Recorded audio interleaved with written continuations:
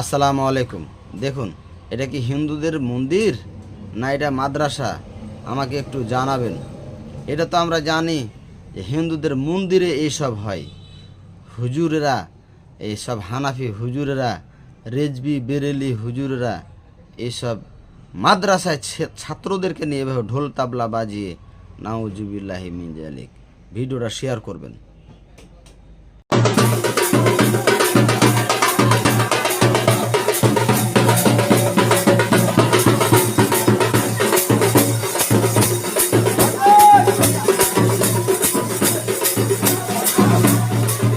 কি বলবেন, এটা কি হুজুর মন্দির, এটা কি রাম মন্দির, নাকি এটা নরেন্দ্র মন্দির? কোন মন্দির বলবেন? এই ভিডিওটা দেখুন, আর গোটাটাই ভিডিওতে অনেক কিছু দেখতে পাবেন, আর শেয়ার দিবেন।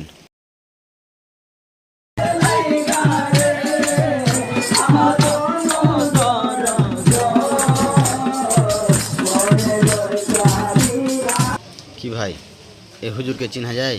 দেখেন, এই তো পরিচিত হুজুর ভাই।